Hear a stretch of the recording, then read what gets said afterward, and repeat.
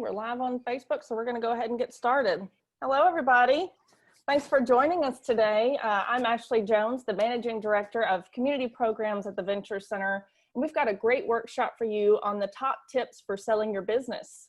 Whether it's due to the pandemic or retirement, or maybe you're just curious for when the time comes to be a little bit more prepared, whatever the reason, selling a business is a topic that's come up lately in our community. And our friends over at CBI are more than happy to lead this discussion and answer your questions.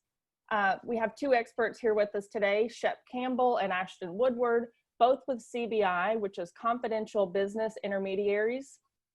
They help folks buy and sell businesses ranging from small mom and pop shops all the way to multi-million-dollar businesses spanning across every industry. And in this workshop today, they're going to be discussing how to determine a business's value from a cash flow perspective, what constitutes cash flow and how that can be different from capital, specifically working capital, how to confidentially market a business, negotiations, how to structure deals, and a lot more. We do want this workshop to be interactive, so if at any time you have a question, feel free to drop it in the chat box either on Zoom or Facebook Live, and we'll get that answered for you. We do want to also try to save time at the end to answer your questions and have an open discussion as well. But first, a big thank you to our sponsors, one of which is CBI, as well as Wright Lindsay Jennings, Frost, and the Little Rock Regional Chamber for their continued support with all our programs. I say it every time. And speaking of community programs, I want to mention a few coming up and some things we've got in the pipeline. Our next community program is on Friday, August 28th from noon to 1. This is going to be a lunch and learn panel discussion with a few of our FinTech Accelerator founders explaining their entrepreneurial story. So if you're interested in that, be sure to register. And in the meantime, if you or someone you know has an idea for a business, you can schedule a free origin idea session with us on our website. We'll talk you through the lean canvas, answer your questions, and introduce you to some resources in the area that can help. Or if your idea or you're beyond that idea phase and you have a business generating between $25,000 and $100,000 in revenue, I encourage you to apply for our Spark Pre-Accelerator. Applications are open until September 2nd, and I'll link all of this information I just discussed in the chat box, and it can also be found on our website, venturecenter.co. With that, I'll go ahead and turn it over to Shep and Ashton and their top tips for selling your business. Thanks, Ashley. Appreciate the Venture Center and everything you guys are doing. It's a great place. We've enjoyed getting to know you guys and being a part. And my name is Shep Campbell. I work for CBI of Central Arkansas. You can see Ashton there. Ashton and I, yep, we're at the office right now in different rooms. So we're properly socially distanced in these unique times we live in. But CBI, like Ashley alluded to, stands for Confidential Business Intermediaries. And we help people basically confidentially sell and buy businesses.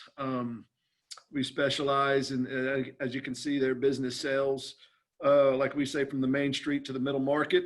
And so we're going to talk today a little bit about that, what our process is, how we go about things. It's a very unique endeavor to sell your business. And you'll hear me, I come from a background that's completely foreign to this. I come from an athletic background, a coaching background. In fact, I spent in my first life 10 or 15 years coaching football from collegiate to high school levels. And it's unique in that selling a business was relatable to that field. I never thought it would be, but mainly in that when you go to sell a business, it's almost like recruiting that 17 and 18-year-old student there that you know that's the child of some parents, and you've got to convince those parents, and you've got to be genuine and honest that you're going to take care of their child over the next 4 years of training them, coaching them, teaching them, getting that education. Businesses are very much the same. They're the child of that business owner, and the first thing we try to do is let business owners know we're going to take care of that child and try to try to get, maximize value, take care of the business as we go about the process of confidentially selling it. So very unique process, and we look forward to visiting with you. Ashton, you want to add anything? Jump in. I myself am from a food production background, and so I've been involved in numerous small businesses in my career. Came to CBI going on 3 years ago. And yes, we absolutely do love small businesses. We love working with big businesses as well. But, we love the Arkansas business climate and thoroughly enjoy the service that we provide for the local community here. As you can see here, this slide is basically just kind of a smattering of recent deals we've done of local businesses really all over. With today's environment, with the way that technology is, with the internet, with cell phones and such, we do business all over. A lot of times, obviously, we work within our backyard. Again, you'll hear me allude to athletic references periodically. You got to take care of your backyard. We used to say that when we were recruiting. You got to take care of your local high schools. Likewise, we take care of our backyard. We want to help businesses in our immediate market. But as you can see here, we worked with businesses all the way from McGee, Arkansas to Minneapolis. There was an instance one time, it was about 3 years ago, I sold a kind of a distribution arm of a rice mill. The rice mill, the sellers were in China, Texas, China Springs, maybe. The buyer was from the East Coast. I was working out of the Little Rock office, and we were dealing with a broker in Springfield, Missouri. So we were 4 different parties in 4 different states, and we got a deal done. So we focus on Main Street to middle market. These deals that you see on the screen here range from $100,000 to $25 million. We deal in every industry, all shapes and sizes, with real estate, without real estate. We've facilitated acquisitions, mergers, partner buyouts, just about every kind of structure that you can imagine. We've been a part of just about every kind of industry you can imagine. Over 25 years of operation, we've been a part of. We've got offices in Fayetteville, Springdale. We've got offices in Tulsa, Oklahoma. We've got offices in Fort Smith. We've got former intermediaries that have opened up offices in Virginia, in Pensacola, actually Destin, I'm sorry. So we've really got tentacles that stretch all over the country, and I like to say I'm a mile wide and an inch deep. I know a little about a lot, but I don't know a lot about a lot. So we like to get our hands wet in any way we can to help business owners maximize the value of their business and take care of that acquisition.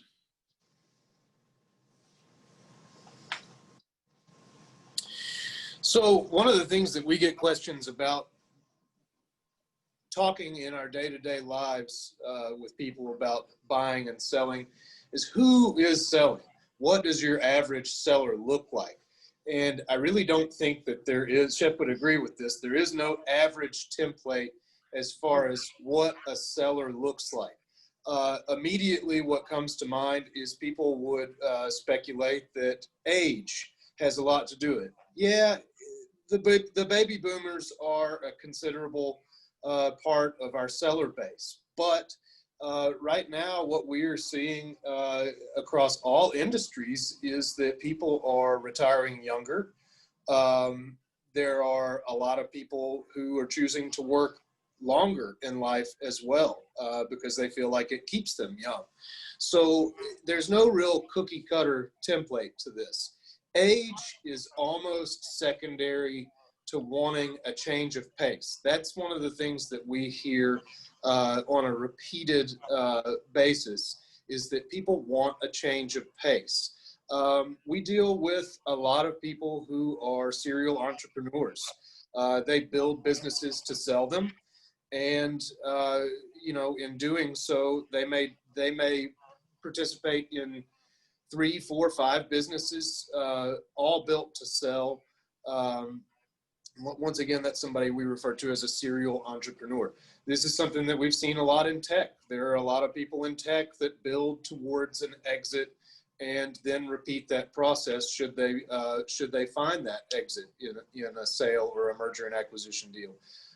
One thing we do hear about a lot are life catalysts, health problems, the death of a partner, whether that be a spouse or that be an actual business partner, divorces. A lot of people want to relocate. A lot of people want to spend time with their family. These are all what we consider life catalysts, and age may not play as big of a part in this as one would think.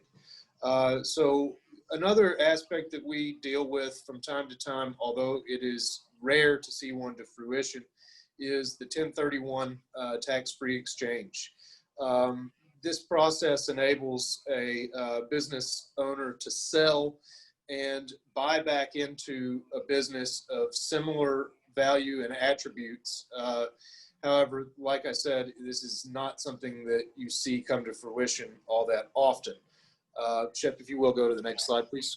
Yeah, and just to touch on one quick thing here, the age factor, retirement, 10,000 people a day are reaching 55, 60 years of age or older. So that we see a lot of people wanting to retire, and we understand in a lot of cases that business is their retirement or a large portion of their retirement. And so that's our number one goal, is maximizing the value. And we'll get more into that here. I give a quick story on the serial entrepreneur. I sold a college hunks hauling junk business, a local franchise that helps people, move. And that owner was in his late 30s, early 40s, and he had built that business up over 10 years. Said, man, I've taken it to where I want to take it, and I'm ready to sell and move on to my next endeavor. And that was actually one of the quickest transactions we ever accomplished in a matter of 3-4 months, because he had built a great business. So you see all kinds. Ashton's exactly right. There is no cookie cutter template. I would say the bulk of our clients are probably retiring, but that's maybe 60%. That's not 90% or 80%, but we expect more and more over the next few years. We expect this business, this industry or profession, if you will, to really blossom as far as more businesses come to market. There's a huge transfer of wealth going on right now, and that wealth is these small businesses changing hands, and we want to be a big part of that. This is the next slide, isn't it, Ashton? I'll get lost on this, man. So you're correct. No, you got it. So another question, when we sit down with sellers, one of the first questions is, well, and buyers, what am I selling, Shep? Or from the buyer's perspective, what am I buying? A lot of times we get into conversations with CPAs and attorneys on, well, this needs to be a stock sell. Well, not really. And when you get to small business deals, small business being a business that makes $5 million or less in annual revenues, and that a lot of that's subjective. How do you classify small business versus middle market? But a typical rule of thumb would be 5 million or less is considered a Main Street business, a small business. It makes more sense for these deals to be asset sales. Stock sales sound great sometimes from tax perspectives, but they're not that much more of an advantage, if an advantage at all. And again, I'm not a lawyer. We're not lawyers. We're not accountants, but we do deal with this. And basically, people ask, well, what's the difference? And the difference, very simply put, is a stock sale. The buyer is inheriting everything on that business, the name, the entity, and with that entity comes the debt, the liabilities, which to a seller sounds great, but there's always a but. The cash in the checking account goes with them as well. In an asset sale, liabilities cease and liabilities begin on the day of closing. So what's that mean? Well, in an asset sale, the buyer is inheriting the assets of that business free and clear of any liabilities, of any debt. So if there is any existing debt, for instance, on real estate or perhaps equipment. That debt's paid off on the day of closing out of the proceeds of the sale. Our closing attorney, will get more into that, takes care of that. But basically, a seller says, well, I don't like that. No, but you keep the cash in your checking account. And so, there are trade-offs. And when it comes to small businesses, we just had a deal where we closed about 3 weeks ago when the CPA said, well, we need to do a stock sale here. And so the seller comes running to me, Shep, we got to do a stock sale. This is all wrong. I said, all right, let's take a deep breath. Let's sit down. No, we don't. And let's get everybody together. The attorney, chimed in and said, hey, he's right. It makes more sense to do an asset sale. And so 99.5% of our deals of small business transactions are asset sales. That one instance where there's a stock sale, I've actually had two. One of them we went through on, three. One of them was last year that we were more of an advising role. But pharmacies, for instance, when there's a license that is transferred from buyer to seller, it may make sense in that situation for a stock sale, and that the buying entity is inheriting that license and doesn't have to go through the licensure process. We've seen that with some pharmacies that we've sold. I had another deal, one of my first deals, the CPA, which I love CPAs, but sometimes they get a little bit too anxious for things and started wrapping up all of these stock deals, and we got to switch the assets to the wife, and we got to do this and we got to do that. And so some stock was exchanged, and it didn't really affect the deal. It just cost the seller. We have 3 closings instead of 1, and it cost the seller an extra $7,000. So sometimes it's not needed, but it does make sense in a small percentage of deals on the main street.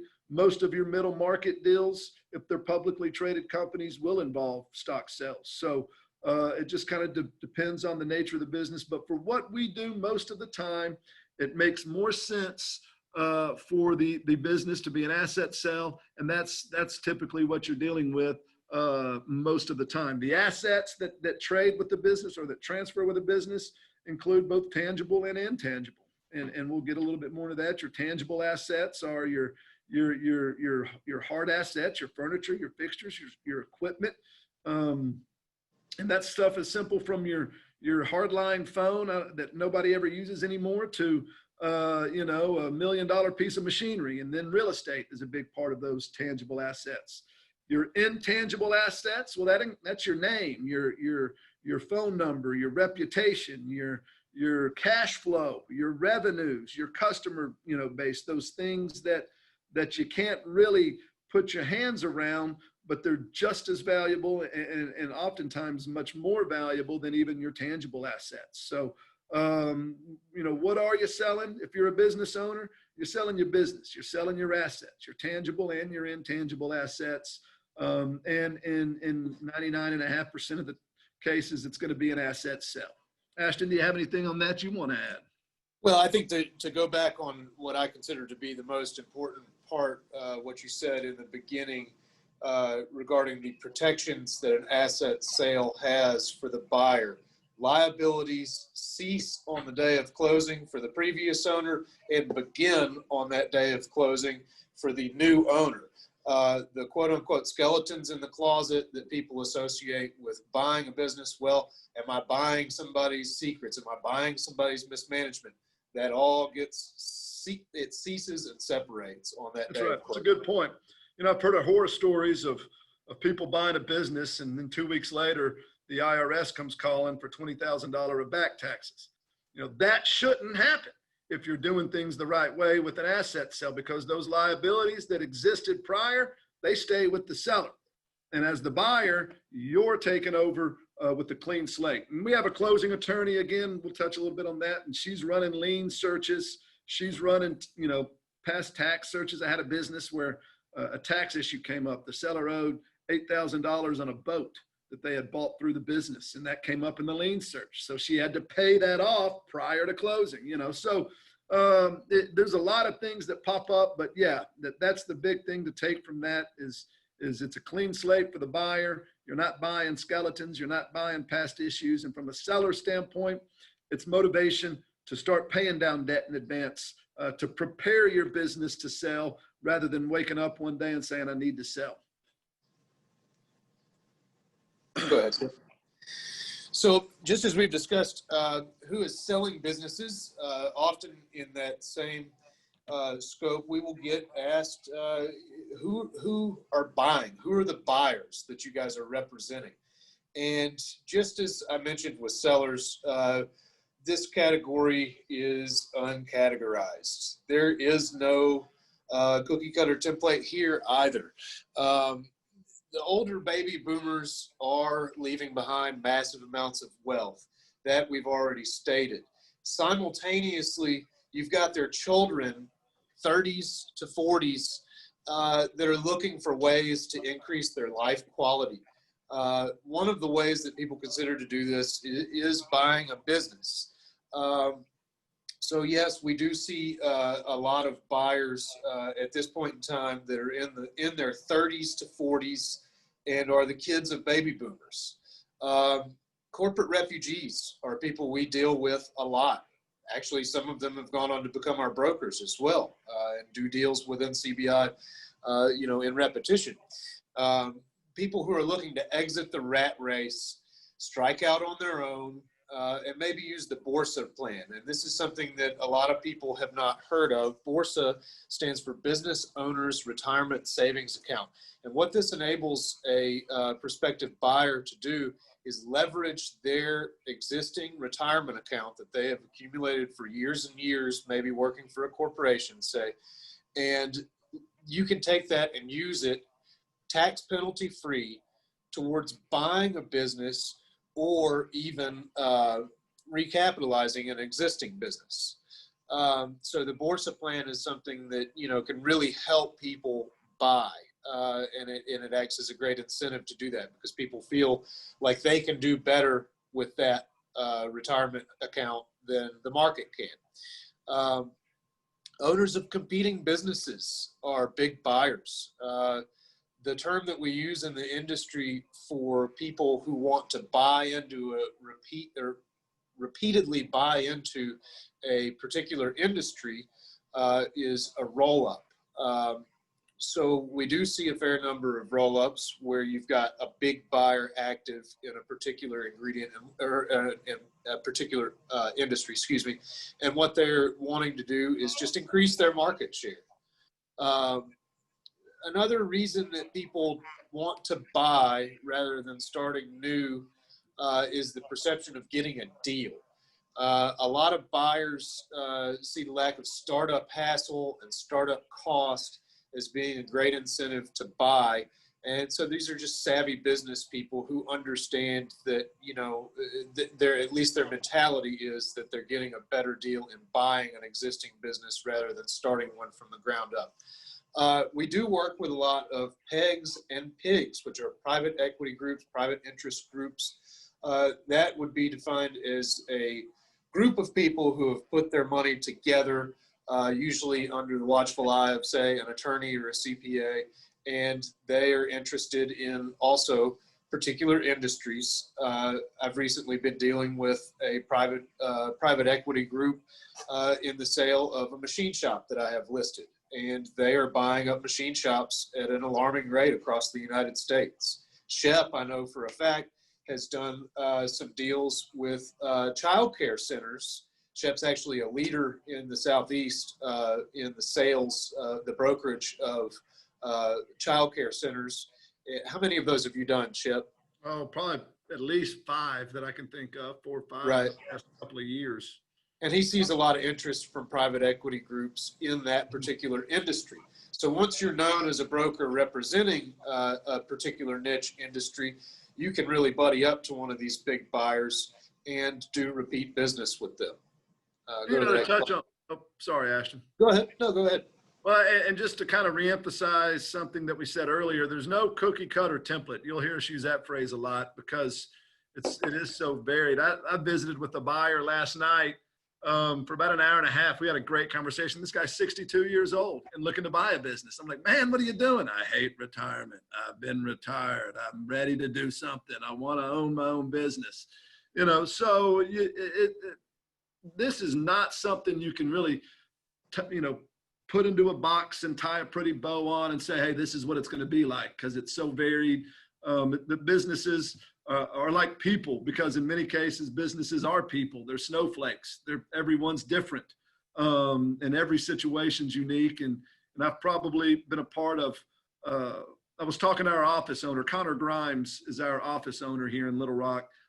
He just opened the Hertz Donut franchise in downtown Little Rock. And Connor and I were having a conversation. He said, Shep, you're really an old head in this industry now. And I kind of looked at him funny. I've been doing it 7 years. You don't get a lot of business brokers that stick around in this profession for 7 years. And the reason that I've been able to stick around for 7 years is we do deals. We help people sell and buy businesses, and we're out there actively doing it. This is what we do. But I can tell you, probably over the last 4 years, 5 years, I've done or been a part of 40 or so deals. Every single one's unique. Every single one you learn something different, and there is no set template of how it's done or who's buying. So and Ashton touched on a lot of good points. The corporate refugees you see more and more of. Sold a daycare center to a vice president of a Little Rock corporation because he came into my office. I said, what are you looking to buy? And he said, I'm looking to buy a salary. I need a business that cash flows $350,000. And I said, well, the only one I've got is a daycare. And he looked at me like I was funny and said, man, I've never envisioned myself owning a daycare, but show it to me.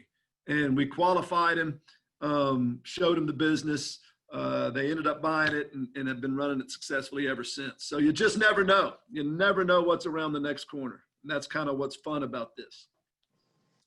So in addition to that previous slide, we've got a few more character types to go over here. And an industry that CBI has been really, really prevalent in is the dental industry. And this is a particular industry where a lot of the times the way a young dentist enters is through acquisition. There are actually brokers, I believe Connor Grimes, our office owner's brother, is a specialist in dental clinic sales. So young professionals are a good buyer for particular industries where it's almost considered the industry norm. My brother-in-law actually bought a dental clinic, and so that was his entrance into ownership. People want a change of pace. They want to be their own boss. That's a huge factor in influencing a buyer's decision. This is very alluring, although if you've ever been your own boss, there are a lot of caveats, and it's not always playtime. But that aspect of not having someone's watchful eye over you is definitely alluring. Veterans, the government has a lot of plans in place for veterans to get grant money upon their exit of the service. Looking back, I think my very first buyer meeting at CBI was with a veteran, and my very last seller meeting just a month or so ago was with a veteran.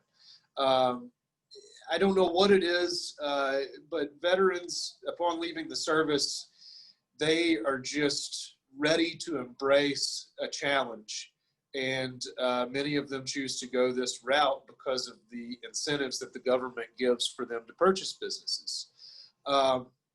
Some buyers as of late are wanting to relocate to a different state. They may be wanting to leave, a particular business environment, or a high cost of living, or, as is the case with the East and West Coast political system right now that doesn't fit their liking or their way of life. Arkansas is a great option for a lot of these people. Texas has been a great option as well. So this is akin to people wanting a change of pace.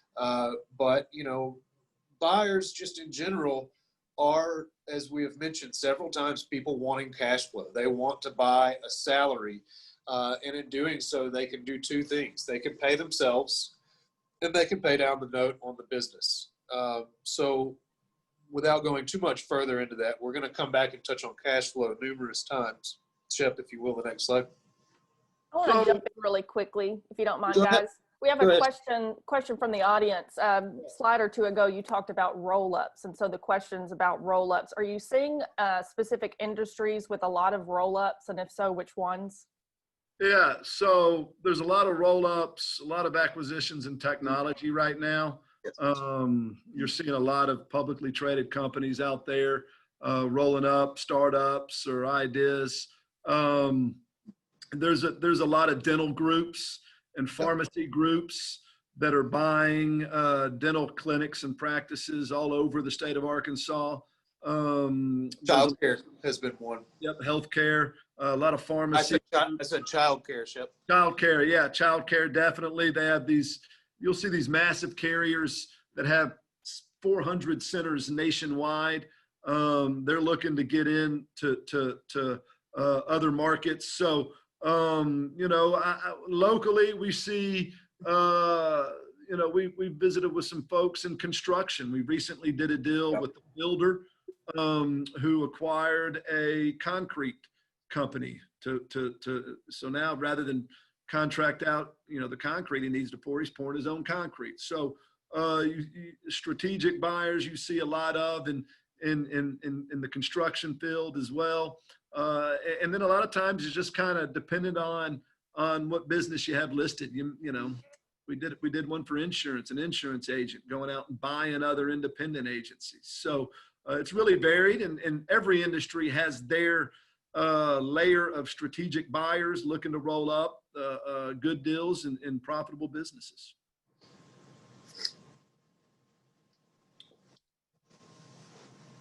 Okay. Any other questions, Ashley, on that? Was that sufficient, do you think? That's good. If they need a follow-up, just, submit it, obviously. We'll stop and answer. Very informal.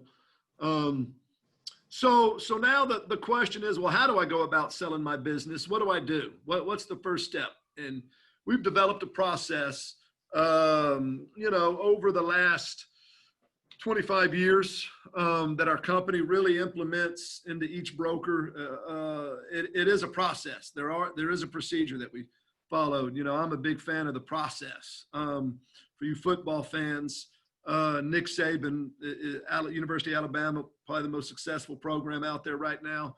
What do you hear Saban always talking about? The process. We follow the process. We have a process. We stick to it. And CBI, that's what we do when we're selling a business. The first step that we do is we simply meet with the seller. Selling a business requires time, and preparing a business to sell requires time. The average length of time, national average length of time to sell a business is 12 to 18 months. And that's just the way it is. It just takes time. It's not a microwave thing. It's a crock pot thing, and so preparing a business on the front end also takes time. And we understand that, and we know that. I always tell sellers, look, go out and visit with my competitors. Go test us against others out there. Don't just sign up with the first person you meet, but beware the broker that brings a listing engagement to the first meeting. When I sit down to visit with the business owner that first time, I don't even have a contract with me. In fact, I don't even talk about our contract unless they ask me about it. We want to get to know the seller as a person. We want to get to know the business. We have a seller's questionnaire that has over 20, 25 questions we're asking. Some of them seemingly have nothing to do with selling a business. For instance, do you have a financial advisor? Do you have a will and estate in place? If you don't have a will, you need to go get a will, because you're about to come into contact with a large chunk of money. What are you going to do with it? We want to review our process with that seller. A big part of what we do is setting and managing expectations of what this is going to look like. We have a checklist that we give sellers, and this checklist has things that we need on the front end, such as financial information. So, we're trying to gather the necessary information. We're trying to establish rapport and set forth expectations. One of the biggest questions I have is, Shep, how long is it going to take to sell my business? And my answer is, I don't know. What I give what I say is expect the average, expect 12 to 18 months. That's just typically what it takes. Now, our company, because we go out and we aggressively market people's business, we aggressively go out and find and screen and qualify buyers. We're averaging probably in the 9 to 12 month range. I've sold businesses in 3 weeks before, and we've got one we're working on right now that's scheduled to close at the end of October that we've had on the market for 5.5 years. So again, it just varies. There's no set answer to how long it's going to take. I always recommend sellers. I like talking to someone when they say, Shep, I'm 2 or 3 years away. Those are the folks I like talking to, because now we can start to prepare your business to sell. It's the business owner's inherent conflict. You run your business one way to run it. And when it comes time to sell it, there are some things you want to do that may sound counter to what you've been doing over the years. And so when we get those types of sellers, we can work with them. We can begin to add value and maximize value. What's difficult is when a seller says, Shep, I have to retire now, and they're in their mid to late 70s, and this is their retirement, and it's not worth what they think it's worth. And we can't get out of it what they need. Those are very frustrating and difficult conversations to have. But the first step is just to get to know the business owner, get to know the business, let them know, all right, this is what we need, and we begin gathering the necessary information. Step one. That's the very first thing we're doing, is asking questions. The second step that we work on, and we'll talk about this here coming up, is we finalize the recast. So the number one thing I hear is, I cash flow this or I cash flow that. And cash flow really is, there are several different kinds of cash flow when you talk about cash flow. That's the first thing I learned when I was a broker. People would say cash flow this, cash flow that. And I would ask them, well, how do you determine cash flow? How do you define cash flow? Everybody had a different answer. You would think cash is cash, right? But what is cash flow? You've got, so that's the first thing that we're going to do, is we're going to work on what we call the financial recast. The financial recast, and we'll give an example of it here. We want to know the revenues, the expenses, the salaries, the owner benefits. We want to find those personal, the personal expenses that aren't related to the business that you're running through your business. Like I tell folks, look, banks don't know the value. And if we have a banker, I apologize, but banks don't know the value of small businesses, because quite simply, and I get it, there's a top line and there's a bottom line. And that bottom line is your net income. And that's just what you're paying taxes on. And we're not in business to pay taxes. And the true value of that business is going to be somewhere in between. And we're looking for that in between. We're looking for those, what we call add backs. Those are cash items that are owners' perks and benefits that may be lumped or labeled under something else, but we're only looking for those that we can document. I get this all the time. Well, Shep, I take $20,000 of cash out of the business and it goes into my back pocket. I want to get paid on that. And my answer to them is, well, sir or ma'am, you've already been paid on that, because you haven't had to pay taxes. I will not ever, ever, ever represent cash that's not on the books in some way, shape, or form. You just can't do that, because in the back end, or in the wash, as you say, it's going to all come out. And if there's cash being put into the back pocket, the first thing I tell sellers is, look, start putting it to the bottom line now. Well, I got to pay taxes on that. Well, that's true. But for every dollar that you can show, it's going to add $2 to $3 of value to your business on the back end. And you're going to profit far more from the sale of it than you would the taxes you have to pay. We're going to work with your CPA, because oftentimes business owners, and it's not a knock at all, business owners don't know some of the questions or the answers that we ask. For instance, hey, what's this $8,000 miscellaneous expense I see on your statement 2 of other deductions? Shep, I don't know. Well, hey, no problem. Let's get with the CPA. Oh yeah, Shep, 5,000 of that was a vacation they took to Cancun. Here's the credit card receipts. Hey, that's great. That's $5,000 we can add back as cash flow to the business, because a new owner may or may not spend $5,000 going to Cancun and run it through the business. So we're really going to dive in. We're really going to dive in, and we're going to determine there. You see point number 3, the term we use is seller's discretionary earnings, SDE. That's what we are looking to determine as far as what the cash flow of the business is. And I'm very upfront with buyers and sellers. When I say cash flow, I mean SDE, seller's discretionary earnings. We have to provide documentation of everything we represent, Mr. or Miss Seller, because when you get right down to it, we're going to have to show a bank and we're going to have to show a buyer. And if there's $15,000, $20,000 we're representing that's not there, we'll lose a deal. And that happened to me once. Rookie mistake, I miscategorized part of the seller's salary. I asked him, well, how much are you getting paid? Shep, I'm getting about $40,000 a year from the business. Well, what I failed to ask is, where's that coming from? Because 10,000 of it was Social Security. Well, when the buyer got into the deal, he realized there was only 30,000 there. Now, $10,000 shouldn't ruin a deal, but it has, and it did. And the buyer walked away, and we had to go back and find another buyer. So we're very thorough with sellers on the front end. And we're very thorough in being able to find the cash flow, to represent it. And we do so in such a way that's confidential and doesn't disclose any of those tax returns. In fact, just kind of skip ahead, a buyer that we work with does not see that business's tax returns or financial documents until we have an agreed upon purchase price and terms in place. And only as a part of due diligence do we reveal that information. And the way that we're able to do that is by working on this recast and getting the answers we need up front. So again, to touch on it, what is cash flow? Again, it means different things to different people. The main 3 things you hear: EBITDA, earnings before interest, taxes, depreciation, and amortization. It's often used. We use that when dealing with our middle market clients. And the reason being is because in the middle market, typically it's a different buyer. The buyer is not necessarily buying themselves a job. They're not buying themselves a salary. They're rolling up. They're buying market share. They're buying out competitors. EBITDA does not take into consideration the owner benefits. All right, those fringe benefits and perks.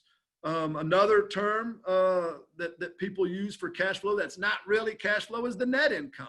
That's the cash available. That's that bottom line, the taxable income. You'll see in a second on the recast I'm about to give, the net income of this business was minus $60,000, and yet we sold it for $500,000 because we were able to show the true value. Banks often overemphasize that net income, and that's the least of the figures that indicate true value of a small business. And then you've got SDE. That's all of the money available to a buyer to do 2 things: pay themselves, whatever that may look like: salary, health insurance, life insurance, vacations, gas, meals. You know, I had one guy running his daughter's Hendrix tuition through the business. It was $40,000 a year back then. I don't know what it is now. And then what's left over of that SDE, they service the debt of the business. It's most applicable when dealing with Main Street deals, because buyers of Main Street businesses are buying themselves a job. They're buying themselves a salary. It takes into consideration those owner benefits, and it oftentimes includes personal items that are run through the business but are non-business related. Those must be documented. Again, let me emphasize this. One thing it does not take into consideration is cash not hitting the books. If you've got a cash drawer, hey, that's your right as a business owner. I'm not judging, but we cannot use that in determining value. And if you do, you open up all kinds of cans of worms on the back end. So when we talk about cash, that's what we're talking about. So we've gone over this to pretty great length, and as Shep just mentioned, we absolutely cannot represent anything that is off the books. Now, cash flow, we have been all over this subject, and one of the most important things that we need to discuss next is the fact that cash flow directly affects your most probable sales price, your MPSP. We are not a valuation company. There are companies, business analysts make up valuation companies, and there are companies that we use as a third-party valuation, just as a bank would, so that we are not arbitrarily assigning a price to a business. So what do I mean by that? Well, cash flow or SDE times, say, 2.5 may be the going rate within an industry. There's rules of thumb and benchmarks for different industries, and we use cash flow or SDE in almost all most probable sales price figures. So next we're going to go over basically how we organize the information Shep and I have been discussing here, how we organize your tax information and your SDE into a spreadsheet for showing to potential buyers. Now, one of the first things you'll notice about this document is it does not mention the name of the business being sold, and that is intentional. We did not do this just for show purposes on this presentation. When we produce one of these, it does not contain the business name, and that is so we can show verifiably what the cash flow and what the revenues of a business look like without giving away your tax documents. As Shep mentioned, we don't do that until due diligence when an offer has been put on the table. Go ahead, Shep.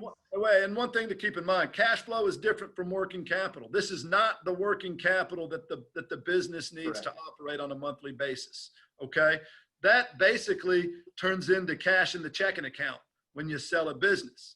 And so a buyer is going to come with their own working capital, oftentimes lumped in as a part of a loan. You can get lines of credit from a bank. You can get operating capital included with the loan package. But when we talk about cash flow, this is not working capital. This is not the capital, the cash needed to run the business. This is purely the cash the business is producing. That is the main difference. And that's what we're referring to with seller's discretionary earnings, or SDE.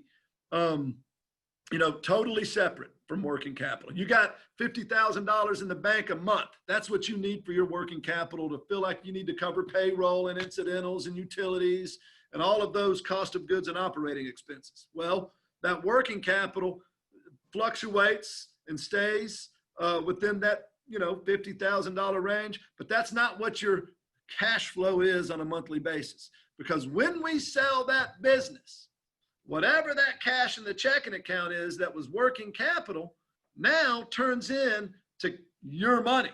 That's just cash that goes to you as the seller that you've earned and you've kept.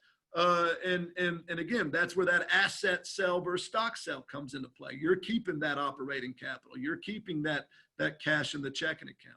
If that makes any sense. And so, yes, Ashton was exactly right in what he's saying. What you see here is what we call the financial recast. This is of a local business. It was about a $600,000 asking price. We ended up lowering it to $500,000. We sold it for $450,000 to a national retailer. It was a merger where they came in and took over the operation and rebranded it. But this is the only financial information we show a buyer when we're out confidentially marketing a business. And it's simply put, it's page 1 of the tax returns and then the statement of other deductions that accompanies those tax returns. And you can see here, if you look at the net income of this business on line 4, they're losing over $100,000 a year in 16 and 17 and almost $60,000 a year in 18. Well, no bank is going to loan money on this if you simply take it to a lender and say, hey, I've got this sold. Or if you, as the buyer, take it to your CPA and say, what do you think about this deal? Well, there's no money here. They're losing $60,000 a year. But what was hidden, right, that top line, bottom line, what was in there were all of these items down here. Number 1, she was paying herself anywhere from $60,000 to $100,000 a year in salary. We document that with a W-2. It's got to be on the tax returns as compensation to officers. It's line 7 on some forms. But there's a W-2 to verify that. Then you can come down here. You see, we footnote everything. So the big items, the big ticket items, insurance premiums, these insurance premiums were the owner's life insurance and the spouse's health insurance and their chief employee's life insurance. You know, typically we're going to leave one health insurance policy in the business because everybody's going to pay for their health insurance through the business. Everybody's going to pay for their cell phone. Everybody's going to pay for their vehicle. But if you got family members, if you got life insurance policies, which are not regular items, some of those insurance policies are considered cash flow add backs. You see down here, there were non-recurring expenses and one-time charges that were huge amounts. Remember, all of this we could document. So we were showing the buyer bank statements and receipts and where these items came from over the course of due diligence. And these were, this particular seller had 4 or 5 different businesses. And this operation was essentially funding those other operations. And so we were separating expenses that a new buyer would not incur moving forward, and showing that, look, this business, though it's losing $100,000 in net income, the discretionary earnings, the cash flow of the business was actually over $100,000, in some cases over $200,000. And this is how we represent that information. And this is what a buyer's looking at to say, all right, now I can take this $140,000, I can pay myself X amount, and I have X amount left over to service the debt.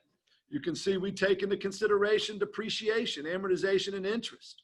Those are debt components of the SDE figure. And then we're looking at the owner's salary.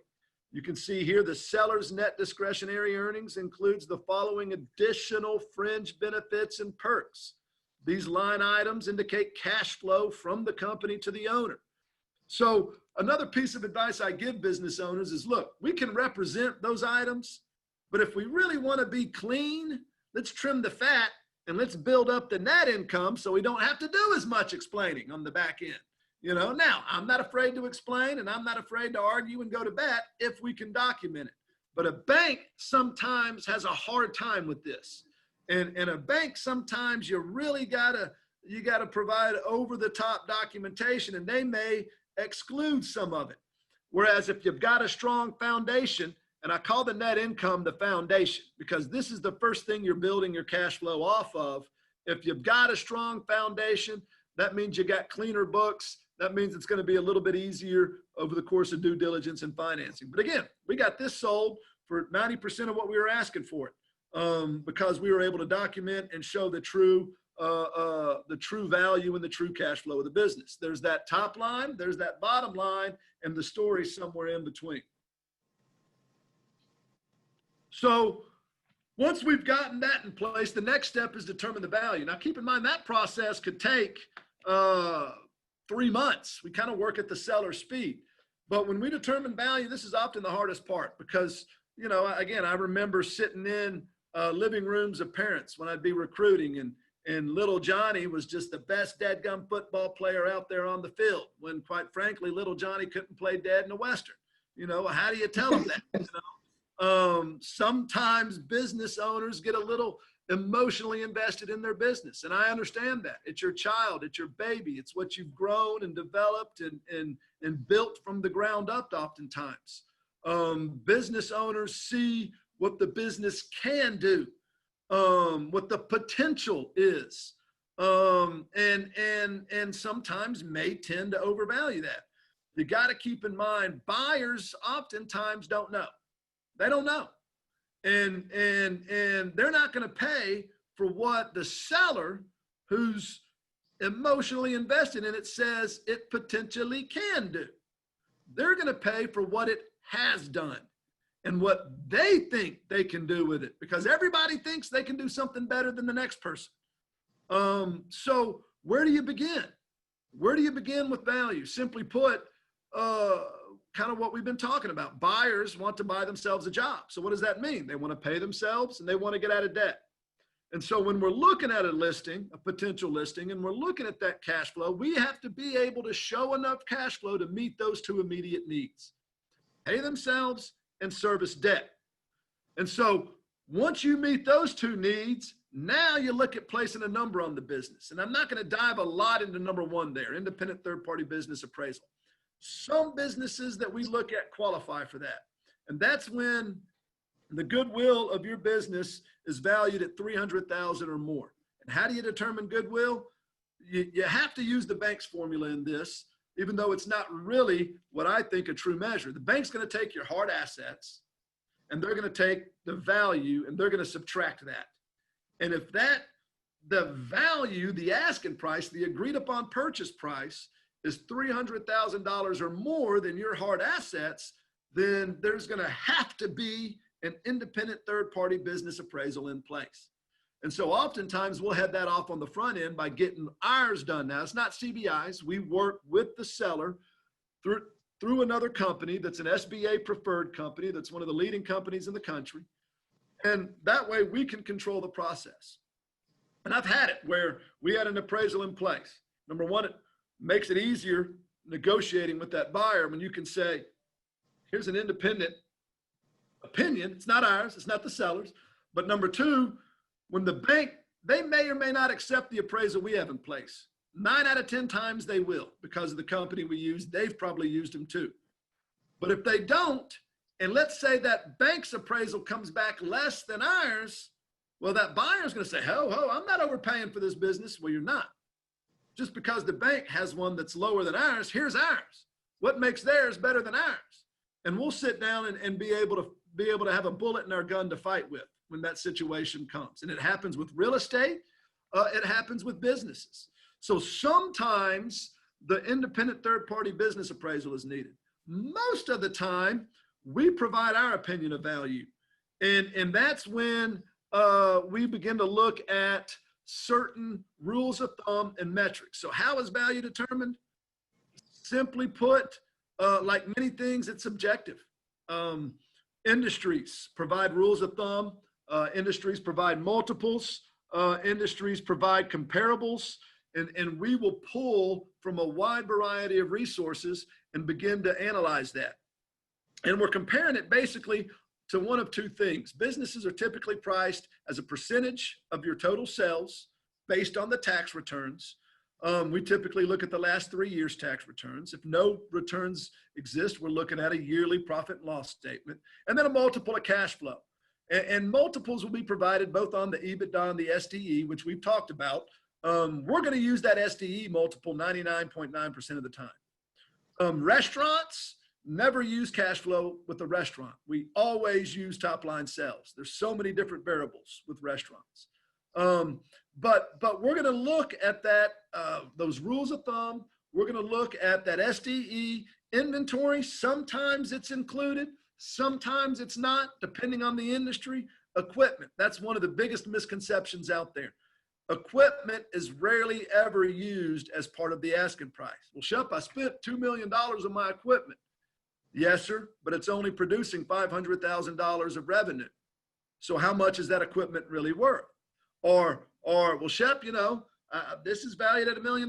Yes, ma'am, but that was when you bought it new. That was 10 years ago. How much is it now? Equipment is a very subjective value, and quite frankly, it is what makes your business go. So the equipment that you use is often what's producing the revenues. And so usually in most cases, equipment is always part of the asking price. It's included with the business, because without it, there would be no business. And so I had a conversation. Well, my CPA valued this business with the equipment and said it was worth X. Well, no offense, but that's not how things are typically done, especially with, and I use restaurant again because restaurant equipment's pennies on the dollars, but even a construction company, or that concrete company that had, $300,000 of trucks. Those trucks may have been at one point worth $300,000, but they're 15 years old. So how old are they? How much are they worth now? So that's always not always, but sometimes a difficult conversation to have. Shep, if I could touch on one thing before we Yes. move forward. We've mentioned several times the metrics and the benchmarks or rules of thumb that we apply on a per industry basis. Now, where do those come from? These are basic. If you would look at a real estate, a broker's price opinion, or a real estate a real estate appraisal, one of the things they're going to draw a lot of information from is comps. And in reality, these metrics, when you are saying 2.5 times SDE or 2 times SDE for a given industry, those metrics are being derived from industry comps. These are not just arbitrarily assigned figures. It's what other businesses in this industry are selling for as of the last couple of years. Would you say that's about right, Yeah, Shep? and sometimes going back as far as 15, 20 years. So we're accessing various types of resources to get that information. We're using our own experience, what we've seen with past deals. And so what's going to happen is you're going to get a range of values for that business. And it may be anywhere from $200,000 to $1 million. So then you have to determine a reasonable value. And it's like I tell sellers, look, I want to maximize, number one, you deserve it. But number two, the higher we sell your business for, the more you get paid, the more CBI gets paid, and we're all happy. I said, but I'm not in the business of listing businesses, and I'm in the business of selling businesses. And this is where managing expectations sometimes comes into play, because values have to be reasonable, or it's just going to sit on the market for 20 months and no one's going to look at it. No one's going to inquire about it. It's going to be overpriced and nobody's happy. And I've turned down listings before because last year I had a business with $150,000 revenue or SDE, and the owner wanted $1.2 million for it. And I simply said, ma'am, I'm sorry.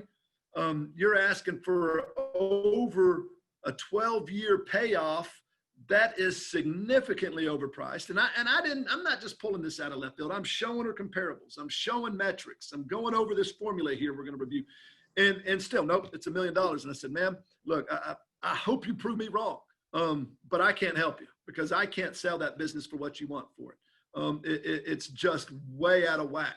And we've got competitors down the road and they'll list it. They'll list it for you.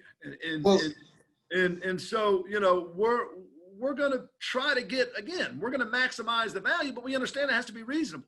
And the SBA, and we'll talk about SBA here shortly, basically amortizes goodwill business loans over 7 years and 10 years. And so when we're looking at what's reasonable, we take that SDE, we take those range of values, and we say, look, a buyer has to pay themselves a reasonable salary and then be able to service debt in a 5 to 7 year period. Then you can see these two examples here. An SD of $100,000 with an asking price of $500,000, that could be an unreasonable amount. And this is, again, a very generic example, but that would mean with a $50,000 salary and $50,000 left over to service debt, that's a 10-year payoff time. That's pretty high. Most buyers aren't gonna go 10 years to pay off a business. Whereas priced at $350,000, now they can service that debt in 7 years. And so, again, I'm using a very generic formula here, but this is kind of how it's determined and why that cash flow number, that SDE number can be so important, because when it comes to selling the small business, the buyers, that's what they're looking at. That's the math they're doing. That's what they're running in their minds. Notice that $350,000 is a 3.5 times multiple of that SDE. A lot of multiples don't go above 3. That's a pretty high multiple. What I'm telling a seller is, look, it makes sense because the buyer can pay themselves a reasonable salary, which again, that's subjective. How do you define reasonable salary? $50,000 is pretty much the U.S. median income. Buyer says, well, Shep, I want to pay myself more. Okay, well, then we need to look at a bigger business, because if you're paying yourself $75,000, you're going to be paying this business off for 15 years. So a lot of what we're doing on the front end with those buyers is trying to figure out, we're asking them questions just like we're asking the sellers questions. So I've got to go. I'm sorry. Go ahead, Shep. Go ahead. I've got a situation that's playing out currently. I have a listing who, due to the adverse effect that COVID has played into their revenues, they called me a couple of months ago and said they wanted to lower the price. And that's because they understand, after dealing with us and coming to understand how SDE correlates to value, they understand that a bank is not going to issue a loan for what we previously had the business priced at. They understood that with their dip in revenues, they had two options. One, ride it out and see if the revenues got better. Two, lower their asking price to fit the revenue stream of the business as it sits now. And they knew that once it went to the bank was likely not going to lend on the original price. So, you know, after working with us for several months, this is an example of a good seller who has learned that pricing is not just an arbitrary figure, that pricing is derived from cash flow. And so what we've been talking about so far on values, the business portion of the value. If you own your real estate, we get the question, well, how do you determine real estate? And I always recommend getting a real estate appraisal prior to listing. And we use a company in town, Keller Williams. They provide what's called a broker's price opinion. It's a $750 appraisal that's every bit as good as the $2,500 you're going to be paying through the bank's appraisal. And that way, yeah, I'm a licensed real estate agent, but I sell real estate when it's attached to a business. I don't go out and issue real estate price opinions. That's not my job. That's not what I do. So I've had deals where, you know, oh, it's worth $1 million. Well, let's get an appraisal. Nope, Shep, been in real estate 20 years. I know it's worth $1 million. When we got to financing, bank issued an appraisal. It came back at $750,000. So what do we do now? We don't have any bullets to fight with. You know, we don't have anything in our back pocket. We're at the mercy of that buyer. Now, well, Shep, I'm not overpaying. Likewise, I had sellers. All right, Shep, let's do it. We got a BPO in place for $250,000. Buyer goes out, gets his own appraisal, which I told the sellers, I said, look, guys, he's going to get his own appraisal. Let me tell you what's going to happen.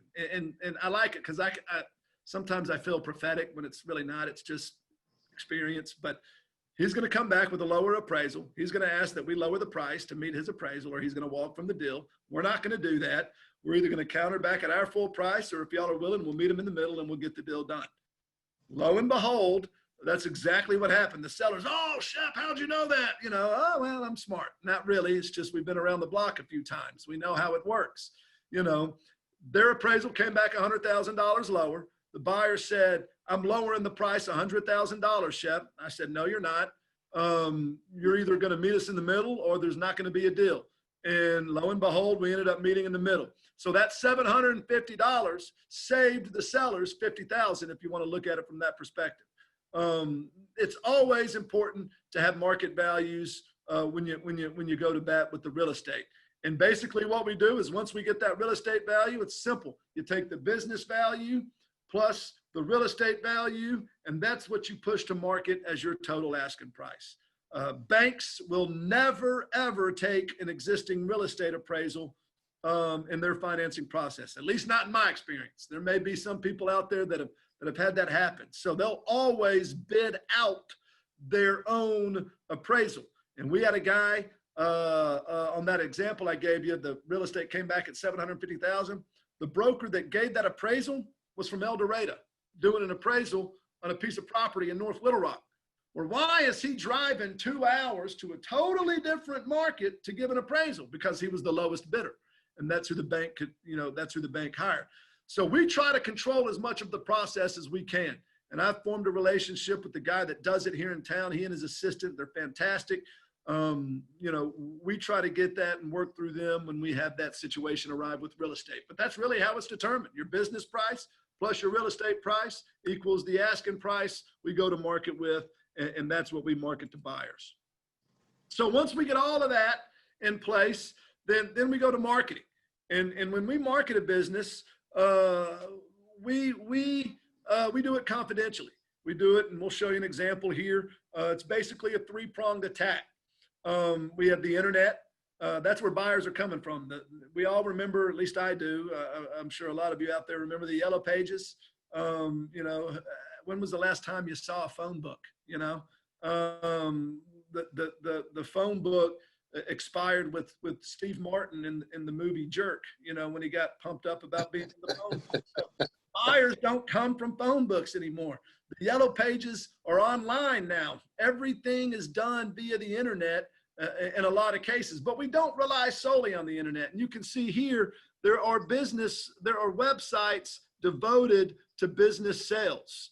And we are on all of these websites, and we're marketing this business confidentially. It's not the MLS. You do not, let me give you one piece of advice as a business seller. If you were thinking about selling your business, never, ever, ever, ever put a sign in your window that says business for sale. That's the quickest way to go out of business, because the psychological impact of that for people, for customers are like, well, what's wrong with it? There's something wrong with it. This is not good.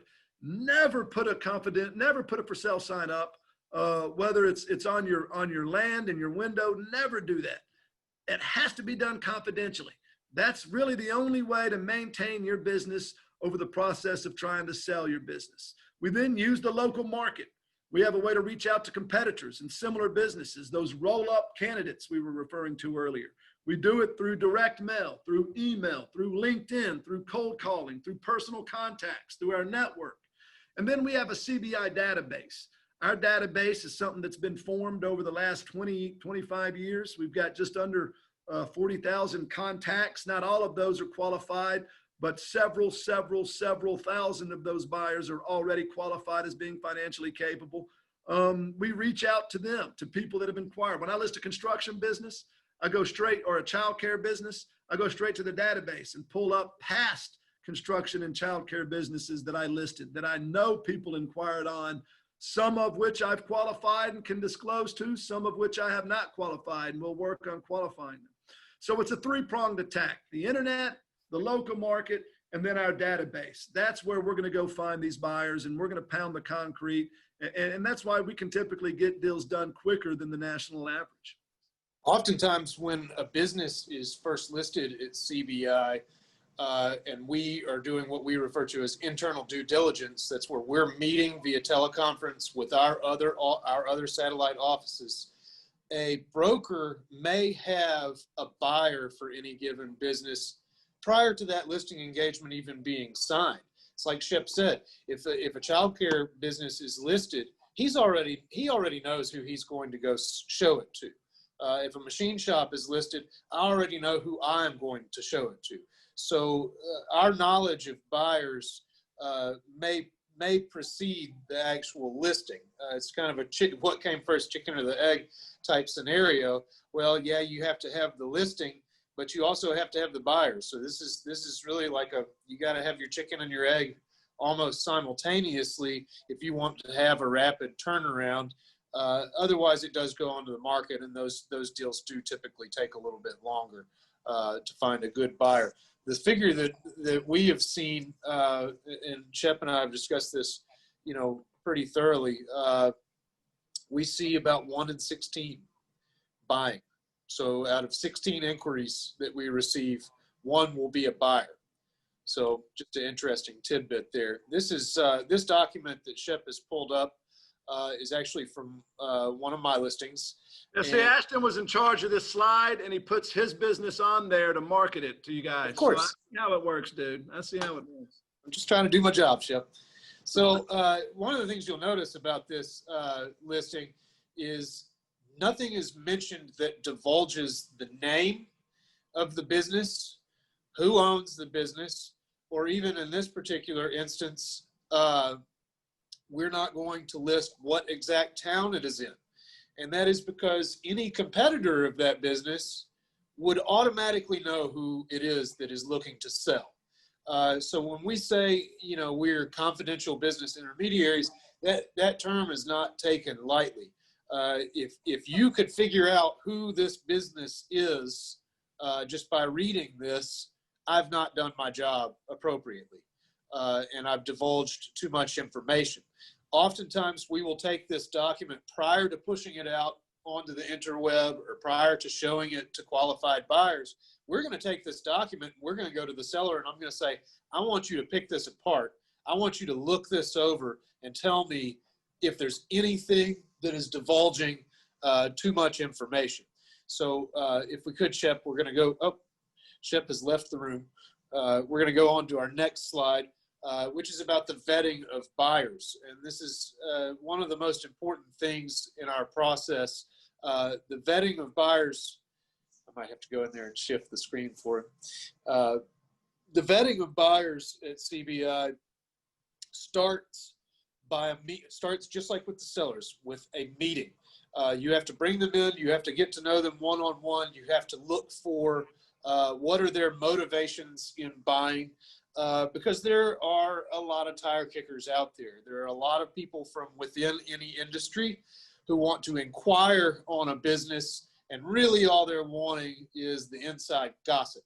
So you have to be very cautious about not divulging too much information too quickly. They may be a qualified buyer, but it's a bad idea if someone is just in your office to gather information, basically to gather information on the industry on a whole, and try to figure out, which one of their competitors is selling.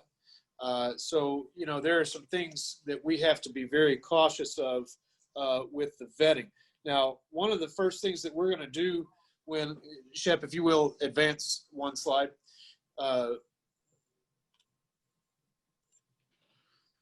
One of the things that we're going to do on a preliminary basis is get a non-disclosure agreement and a financial disclosure statement signed by any buyer who wants to look at businesses. And what this is going to do is it's going to protect the level of anonymity and confidentiality that we've worked to achieve in our preliminary steps that we've already gone over. So a lot of buyers don't really know exactly what they want to buy, and it's through question-based sales that we're going to figure out which of the listings we want to show a particular buyer.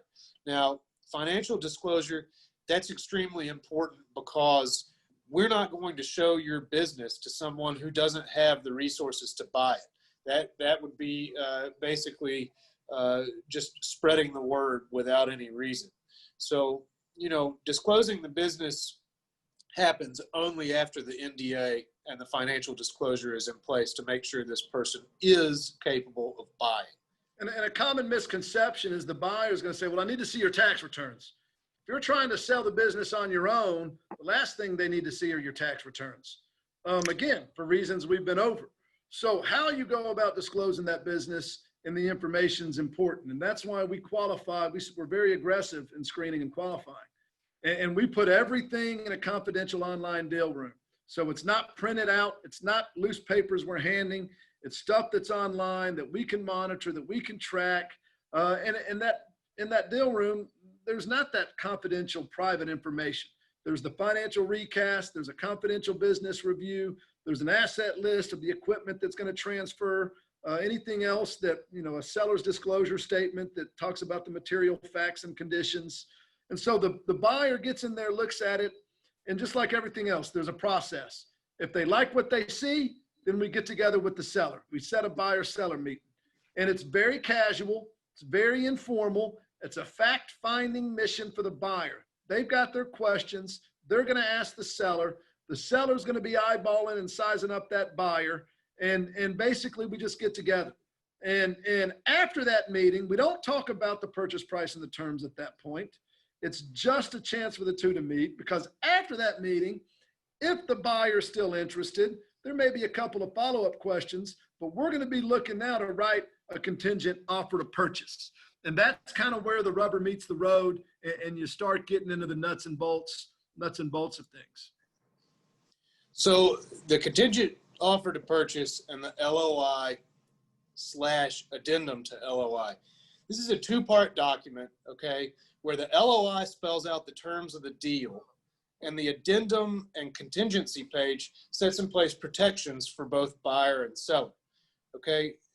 The contingencies listed on this document can include anything within reason. There can be additional contingencies written in, but in its blank state, it contains the following.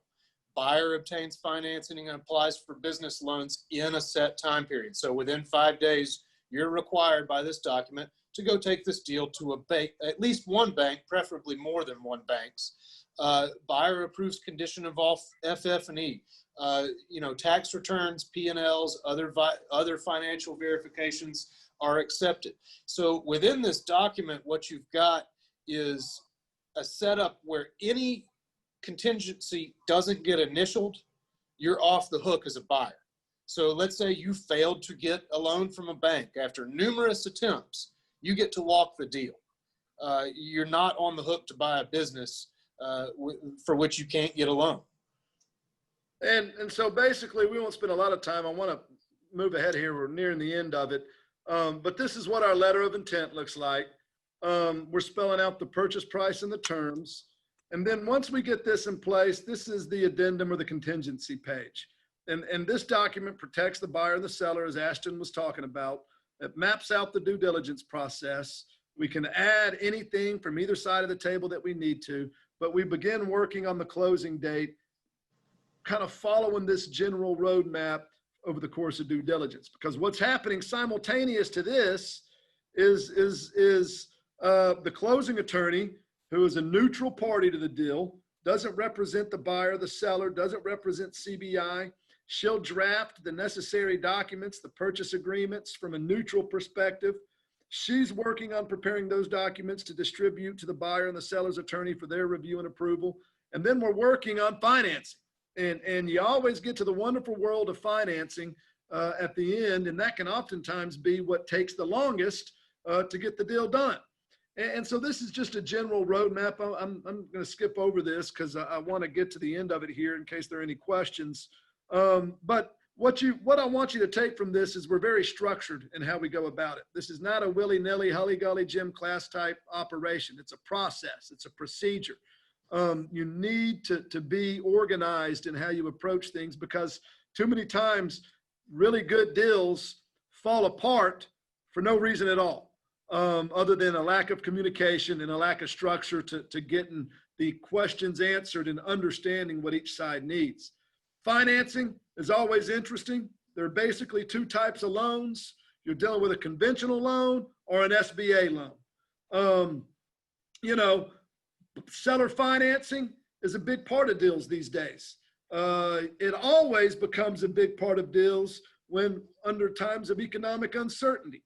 In 2008, 2009, we saw it happen as well. Well, banks were lending less and requiring more owner financing. But from the buyer's perspective, cash is king. The buyer has to bring capital, has to bring money to the table, has to bring cash to the table. There was a guy who used to read Robert Allen Financing, buying real estate with no cash down. May happen in real estate, doesn't happen in business acquisitions. And we tell buyers from the get-go, you have to be prepared to put anywhere down from 10% to 30% of the total asking price. If you pursue an SBA loan, it's 10%. If you pursue a conventional loan, it's usually closer to 25 or 30%. And the SBA basically has two programs. Go ahead, Ashton.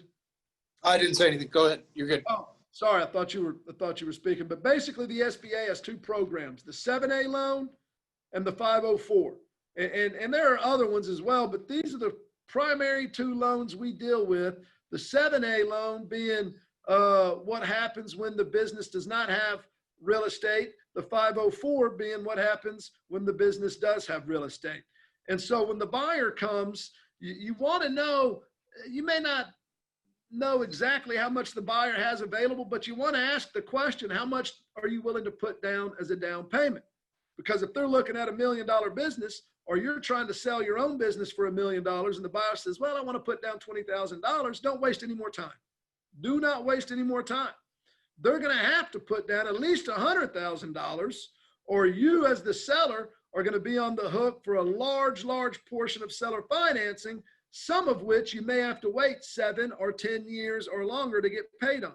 So we say from day one, buyer, 10% minimum that you have to be willing to put down. Now, sellers, they hear the word seller financing and they typically run for the hills. And I know we're nearing the end of it here. So typically our sellers are willing to put down 5 to 10% because that's basically what the bank may require. They may not, but they may require. And the way that we do seller notes is you're protected.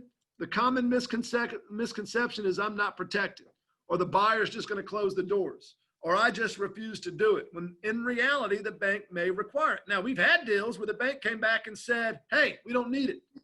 But we're basically going to put it on an amortization that allows for easy payments for the buyer with an interest rate of anywhere from 6 to 9%. And there's going to be a balloon note after 2 or 3 years. So you're basically going to receive, you're going to have 3 taxable events rather than 1, which what we sell it for is important, but what you get to keep after the fact is even more important. And in that seller note, you get paid at closing a lump sum, you get monthly payments for say 2 years, and then on the 25th month, that balloon note comes due and you get paid another lump sum for the principal left over on that seller note. Not to mention, Shep, there's also interest. So well, the interest there is also getting paid an amount of interest in maintaining a seller note. So we can talk more. I'd be happy to talk more about that with anyone.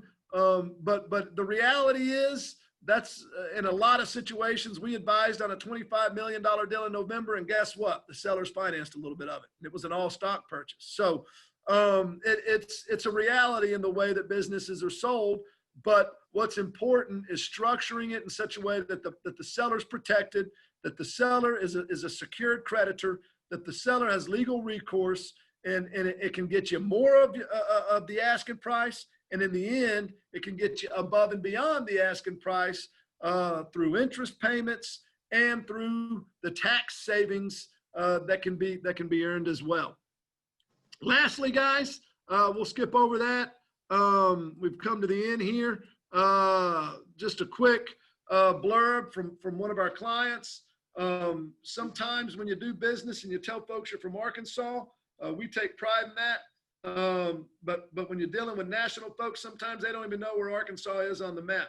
But we've managed to do well with people all over the country, all over the world. We deal with buyers and sellers from Europe, from South Africa, Indonesia. We worked with Brent here on an acquisition of their company, and they're stationed out of New York. Their operations are in Jakarta, and they acquired a company in Minneapolis. So we pride ourselves on being able to tailor our services to our client. We would be more than happy to answer any questions, whether now or in the future. We've got a website. We've got a YouTube channel there. There's my contact. Again, my name is Shep, Campbell. There's Ashton's contact. We again thank everybody for being here, and Ashley and Mimi for the opportunity to visit with y'all about selling your business. Absolutely. Thanks, guys. And we do have a couple of questions. So real quick, let's go ahead and get those answered before we wrap it up. One of the questions was, at what revenue level do you see using EBITDA instead of SDE to calculate purchase price? That's a good question. You know, I don't know if there's a revenue level as much as the type of buyer that inquires. So for instance, you know, if you were to say middle market deals, then you're typically talking about revenues of 5, 10, $15 million or more. You know, when Walmart acquires, they're looking at EBITDA. But also it could be a daycare center in which the buyer is not looking to pay themselves a salary. They may be using that EBITDA metric. Now, most small businesses' financials aren't geared towards EBITDA. They may have a $75,000 EBITDA, but a $200,000 SDE. So sometimes I'm talking to the buyer about, like, look, I understand why you're looking at this EBITDA, but pay more attention to this SDE. It's a matter of how the business was run as to what number may or may not be higher. And so I would say it depends more on the type of buyer you're dealing with as opposed to the actual revenue level that you're dealing with. It just happens to be that when you're in a middle market type deal, most of your buyers are looking for roll-ups and buying market share, so they don't care what the owner paid themselves. They're looking at that EBITDA number, and in most situations, those types of businesses that are doing 10 million or more in revenues are more geared towards EBITDA, just in the nature of how they're structured and how they're run. Mm-hmm. There are certain industries as well where, you know, I'm sorry to interrupt you, Ashley. You know, like in tech, we've mentioned a couple of times, SDE is almost never going to be a part of the asking price or a part of the metrics for the asking price in a tech valuation. It's going to be EBITDA. Okay, awesome. One more question and then we'll wrap it up. This is a pretty good one. What is the effect of the business formation type, LLC, S Corp, Corp, et cetera, on the prospects to sell or valuation? Do you suggest converting to a specific formation type prior to sale? Yes, and mainly whether it's an LLC, S Corp, C Corp, from a selling perspective, those are essentially the same. What I don't like to see are sole proprietorships. That's right. Those become very difficult to represent a seller's discretionary earnings figure that's attractive. It's not that the business isn't attractive. It's not that the business isn't a great business. It's that when you're dealing with a sole proprietorship, the net income is usually the owner's salary or where the owner is drawing their salary from on the tax returns. So when I see sole proprietorships, I tell the seller, look, we need to get you on payroll. We need to get you paying yourself through the business. Let's look at becoming an LLC, an S Corp, a C Corp, whatever fits your strategy. But either one of those three entities, whether it's LLC, S Corp, or C Corp, are more preferable and tend to have bigger cash flows just because of what you can do with the business and the way that you can run expenses and salaries through the business than a sole proprietorship. Sole proprietorships are less flexible and become harder to represent and show the true value. Gotcha. Thanks for answering that. And with that, we are going to go ahead and wrap up. So thank you so much to Shep and Ashton for this session, our participants for listening, learning, and asking those questions, and our awesome sponsors, obviously CBI. If you're in the business of buying and selling or interested in that, you've got Shep and Ashton who can help you do that. Our other sponsors, Wright Lindsay Jennings, for any of your legal needs, Frost, which is financial and CPA help, and of course the Little Rock Chamber that can help grow your network. All of these companies have a vested interest in helping entrepreneurs and seeing businesses grow in Arkansas. So thank you so much to all of our sponsors. Lastly, we'd like you to check out our website. Earlier on, I mentioned some things going on. So I encourage you to check out our website, like our Facebook page, sign up for our newsletter, and all of the latest going on as far as programs. You hear my dogs barking in the background. It's time to go. Thanks again. Have a great day, and we hope to see you all again soon. Thank you, Ashley. Thanks, Ashton. Thanks, Mimi.